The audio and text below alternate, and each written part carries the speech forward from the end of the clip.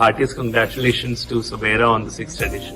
Next time, let's have an all-women team so that more people can get attached to it and the impact will become bigger. To be able to actually see cross-collaboration.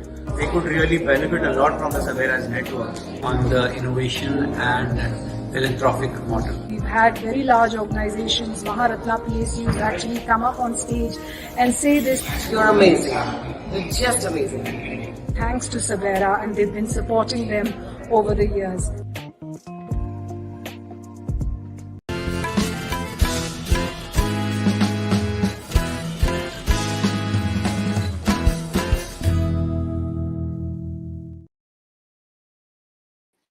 Namaskar and a very warm welcome to another impactful episode, Simply with me, Simply with Suparnaa. Of course, there's a little bit of a nip in the air now with the Delhi winters hoping to be creeping into our households. And yesterday when I was walking in my terrace garden, I also saw a bloom of what we called aparajita. It was a hint that the Prakriti or nature is giving that the pujos are around the corner, Navratri are around the corner, and it's so beautiful when we can align with the intelligence of the Prakriti, of the universe, of nature. And I had planted that seed many years ago, and I saw this beautiful bloom yesterday. That has to do something with my guest here today as well. We're talking about sowing seeds.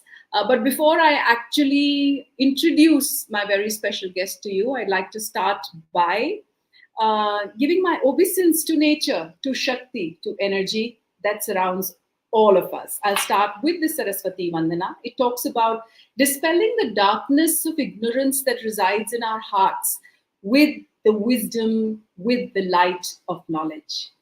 Ya kundendu tushar haradhavala, ya shubhra vastravrita, या वीणा वरदंड मंडित करा, या श्वेत पद्मासना, या ब्रह्मचित्त शंकर प्रभूति भी देवै सदा वंदिता, सा मां पातु Saraswati Bhagwati निशेष जाड्यपहा. A very warm welcome one more time to Impact Leaders with Simply Suparnaa. Today I have a very special guest here with me. Someone, who has been influencing almost 10 million lives. She is Dr. Romira Roy, a SABERA Awardee and the founder chairperson of SEED. Dr. Roy is a PhD in development studies from Sorbonne, France, with over 17 years of dedicated work in social entrepreneurship. Like I said, Dr. Roy has profoundly impacted over 10 million lives, focusing on women empowerment and skill development. And her visionary approach combines business growth with social responsibility. And she says very categorically, making money is not a bad thing. Why do we look at it from that perspective, especially when it comes to the development sector? And now, since social entrepreneurship is on the rise, since we have a lot of very impactful for-profit ventures, startups that are actually focusing on creating social impact, I think it's an important time that we have this conversation with someone who's at the helm of affairs, literally when it comes to business, when it comes to development, and when it comes to policy as well. Thank you so much, Dr. Roy, for doing this for us. Thank you. Thank you for having me. It's always a pleasure. First things first, of course, why SEED? So the germ of an idea was born many, many years ago. It takes me back to my childhood, actually. I had the good fortune, or say to be blessed to be had the opportunity to grow up in the hinterlands of the country. Had the opportunity to travel a lot at a very young age. And in one of those several postings, I was there in a place called Kalahandi in Orissa, known even today for really abject poverty and a lot of famine. And it was at that time in that village, when everybody was looking really stressed, the officials, the people. There was this mother and child sitting quietly in one corner, and both of them looked completely oblivious to the situation around them. And I, being a curious young child, 5 or 6 years old, went and asked her in the local language, aren't you worried? Where is the next rice going to come for you? And your child is hungry? She said, no, not at all. You see this imli tree right in front of my house? And you see the fruit there? I said, yes. He said, I'll just boil the seeds of that tree and my child will be happy as he is looking right now. And I thought to myself, simple solutions to such complicated problems. And that stayed with me all through my life. And that's how Seed was born many, many years later. This really reminds me of a lot of times in our journey, we are, kind of made to face situations or individuals who can completely change our perspective towards life. I mean, I've had this kind of an interaction with a middle-aged woman who had a few children. She was living in the fringes of Delhi on the Yamuna Pushkar, wherein the entire communities were shifted there. At that point in time, I was the India correspondent for Radio Netherlands Worldwide, and I went there as a a development journalist, and I really wasn't there to solve their problems, but when they surrounded me, it almost felt like I'm incapacitated and I need to do something. And one particular incident that happened was that there was this lady who was living in a shanty, with those blue tarpaulin, and it's Yeah. hardly maybe a 5 feet or 5 feet or something like that, and one had to creep inside and go and sit there, and there was nothing on the floor. She picked out, I think, her shawl or something, and she put it on the floor for me to sit there and offered me a glass of water, and I could see there's nothing that she has there, and I asked her ki आपका कैसे चलता है, how do you manage the month? She says मेरे बच्चे हैं, वो कूड़ा बीनते हैं, ले आते हैं, हमारा चल जाता है, हम ठीक है. And it gave me such a reality check in my life that while everything was there, I didn't have to worry about where my next square meal is going to come from. And here is this woman who has obviously nothing, and yet she's so completely satisfied. And I think that incident with you in Orissa probably could have been a similar. Do you know? Just the story of resilience, and always seeing the positive side to things. I think something that we have to take, counseling for. It's just natural in many of them. And it's amazing to just sit and interact, charges up all your batteries, just Yeah, like that. yeah, absolutely. Then how did you actually take the plunge into the development sector? So I went on then to complete my graduation in sociology and then an MBA. And then I was fortunate enough to get placed with Tata Power. Now, Mhm. Tata Power was coming into Delhi at that point in time because Delhi was going through privatization of the electricity supply. We were one of the first recruits from campus there. And it gave me a great insight to see the Tata culture and to see how they looked at social projects, how they were looking at integrating different work cultures. So, actually, it is from there that I learned that there are many corporates who do want to impact lives in a systematic manner, but there are not enough organizations on ground who speak the corporate language Mhm. or will be able to deliver projects in the way that they were seeing it as different to what they were already doing in the name of charity or philanthropy. So that's when I decided, and my boss had a heart. He kept telling me, don't leave Tata like this. It's not, it's like a secure job. Why do you want to do this? Because entrepreneurship was not a cool term in those days. My parents also were extremely shocked, but I took the plunge and I went to the opposite sector side and worked with an NGO called Youth Reach, which gave me a chance to interact with beneficiaries, understand what are the challenges that NGOs face. And then in my mind, I was like, okay, I think I've understood both sides, and we need to find a mechanism to connect the two. Mhm. And that's how Seed was born. It was the toughest to get the first client because when you're working for a brand name, it's very easy to open doors. But then when you start your own, you think, I'm cat's whiskers. But then the next day, to find the client who will take you on board, give you a chance was tough. And that door was opened to me by JCB, Mad Lady Bamford Trust. And then the rest, they say, is history. And I think you've had a very interesting experience with that very first exposure, also that you got with your very first client. Yes. And you were talking about Ladhiapur, is it? That's right. So Ladhiapur is a village. I think it's almost like an Alice in Wonderland, right in the middle of Delhi, because one passes that very frequently. And it was my first assignment. So me and my first employee at the time, And when were was tasked. this? Oh, this was in 2006. Oh, so Many, much many, before the CSR mandate and the nothing. compliances. When we started Seed Suparnaa, CSR was not a mandate. Nobody knew what CSR was. Yeah. It was something which was known only in the more developed markets of US and UK. Probably they had the Dow Jones Index and the Sustainability Index even back then, Hmm. but nobody knew CSR at that time. So that's why I Hmm. said it was very difficult to explain to somebody why hire seed. I mean, what are you going to do? वो तो NGO है, हम तो charity कर ही रहे हैं. So what are Correct. you going to bring? Correct. Anyway, so they understood the language and they were the first to give me this opportunity. And here we were in Ladiapur. And the project entailed teaching English and basic math skills to children in the age group of 5 to 10. Hmm. And of course, when we reached there, we were, faced with a lot of resistance from the local population, both religious and otherwise. And they were like, you cannot cross XYZ parameters.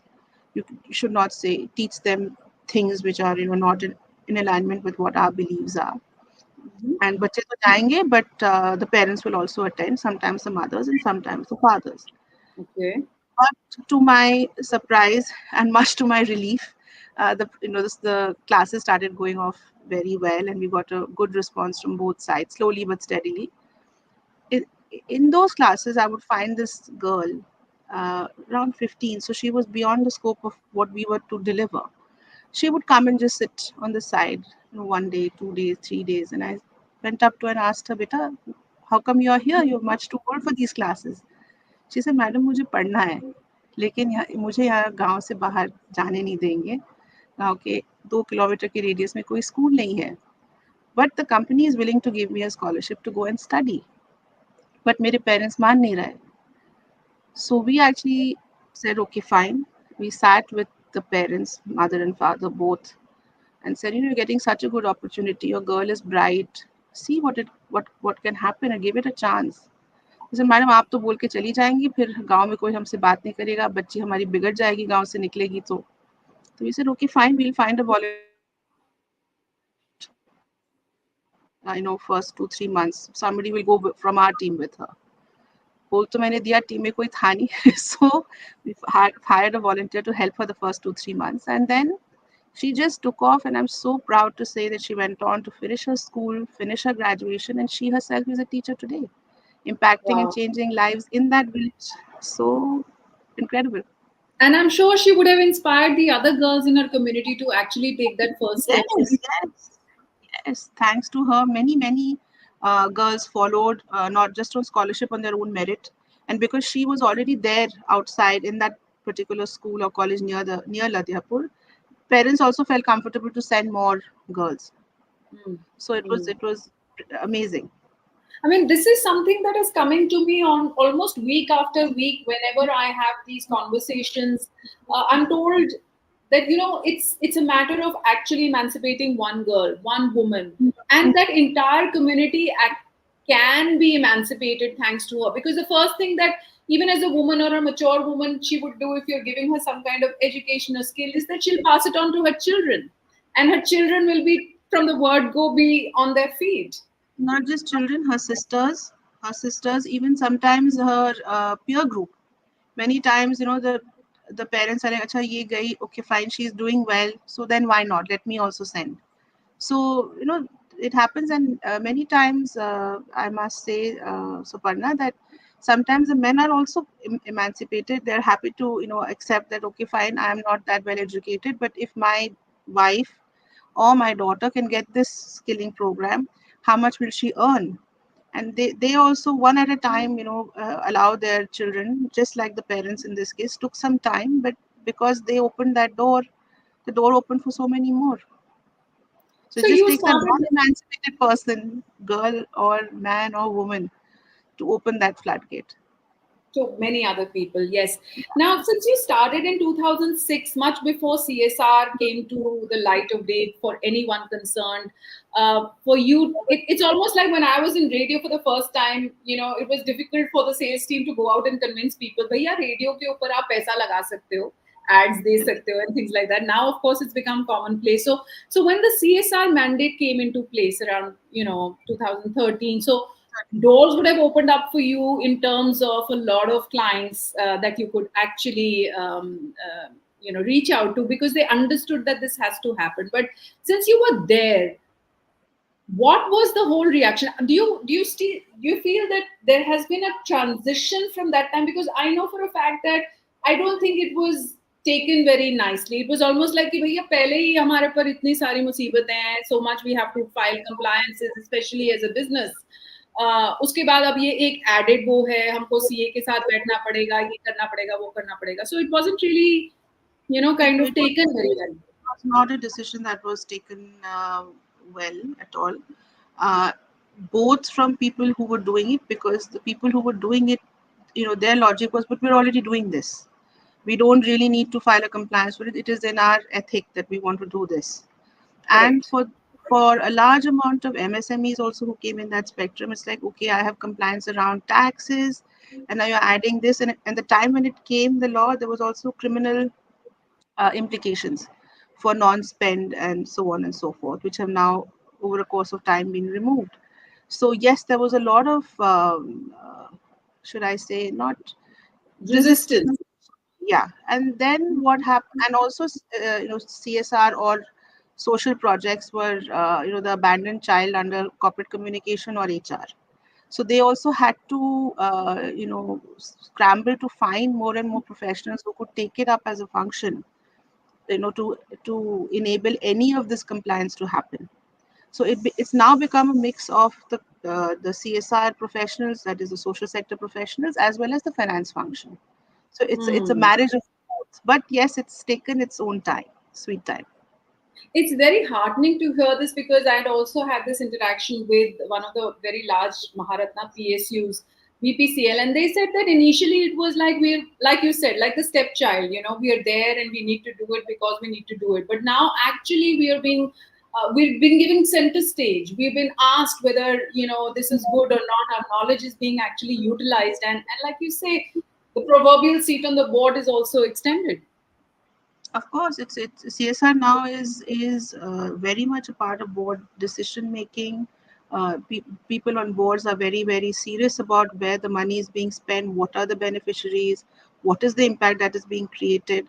So it has very much got a board seat, and also more than anything else, Suparna, it is also the Ma factor. तुम्हारे पास क्या है, मेरे पास माँ है. So it is, they have now realized that the brand differentiation comes from what they project and how they project the social good that they're doing.